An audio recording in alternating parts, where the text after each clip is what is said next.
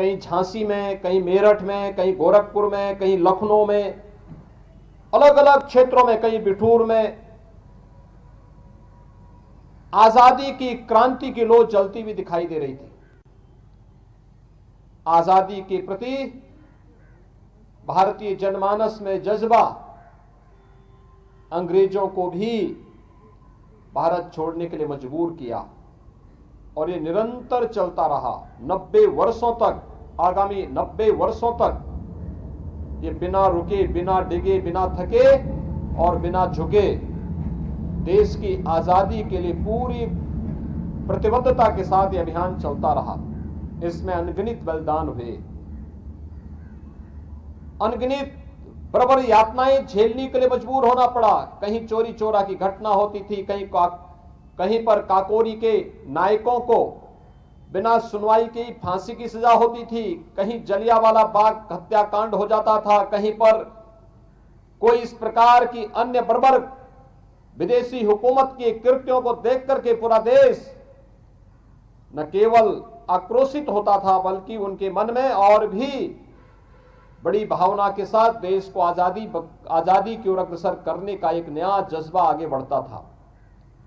नेताजी सुभाष चंद्र बोस भारत की आजादी को कराने वाले उन अग्रिम नेताओं के एक महानायक थे, जिन्होंने भारत के अंदर रह करके तो अपनी अच्छी यानी सिविल सेवा से, वे चाहते तो सिविल सेवा के माध्यम से, अंग्रेजों के माध्यम से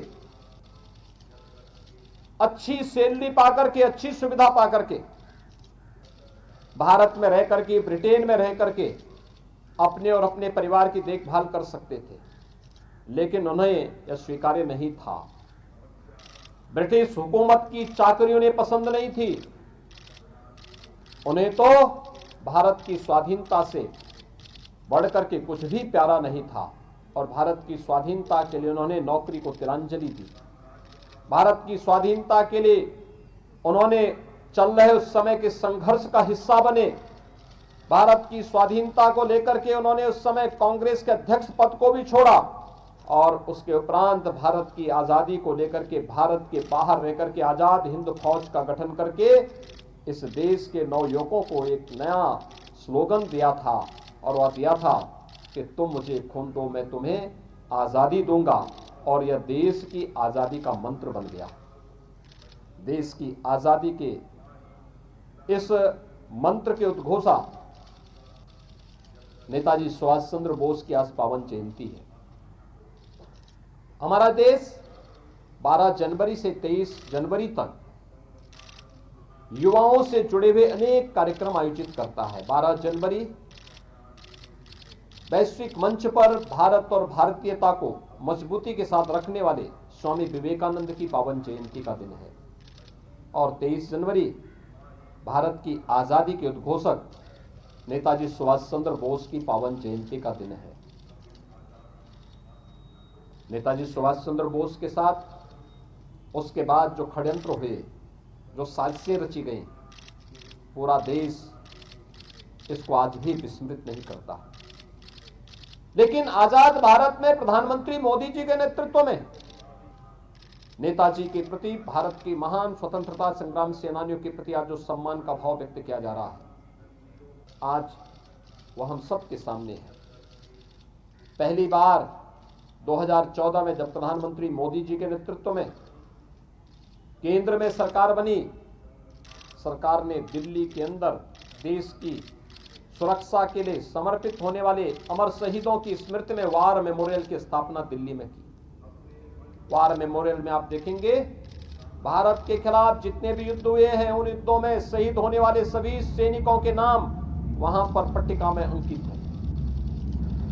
पूरे देश से हैं, उत्तर, दक्षिण, पूरा, पश्चिम, हर प्रदेश, हर जनपद और देश के किसी न किसी दूर दराज के गांवों को जो हो सकता है हम भूल गए हों, लेकिन वो नाम आज भी वहां पट्टिका पर अंकित होकर के भारत की जीवंतता को और भारत के हर प्रकार के संतुलन को प्रदर्शित करने का एक आदर्श वार मेमोरियल आज देश के अंदर दिल्ली में मौजूद है। आप इंडिया गेट के पास कभी जाएंगे, आपको वार मेमोरियल जाने का अवसर प्राप्त होगा। भारत के अमर शहीदों के प्रति अपनी श्रद्धांजलि व्यक्त करने और उनके प्रति सम्मान व्यक्त करने का एक अवसर प्राप्त होगा।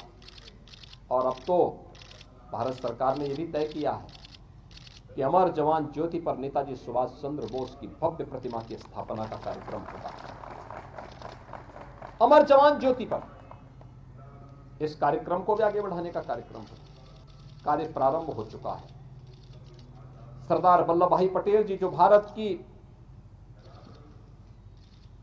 अखंडता के प्रतीक माने जाते हैं, उनकी दुनिया की सबसे बड़ी प्रतिमा सरदार सरोवर पर गुजरात के पास स्थापित करने का कार्य प्रधानमंत्री मोदी जी के नेतृत्व में संपन्न हुआ। आज दुनिया की सबसे बड़ी प्रतिमा और उनका म्यूजियम और भव्य गार्डन वहां पर आज हर व्यक्ति जाकर के देख सकता है। नेताजी सुभाष चंद्र बोस के प्रति सम्मान का यह भाव बाबा साहब भीमराव अंबेडकर से जुड़े हुए 5 प्रमुख स्थलों को पंच तीर्थ के रूप में विकसित करने का कार्य प्रधानमंत्री मोदी जी के नेतृत्व में हुआ। 26 जनवरी 1950 को भारत गणतंत्र हुआ, लेकिन 26 नवंबर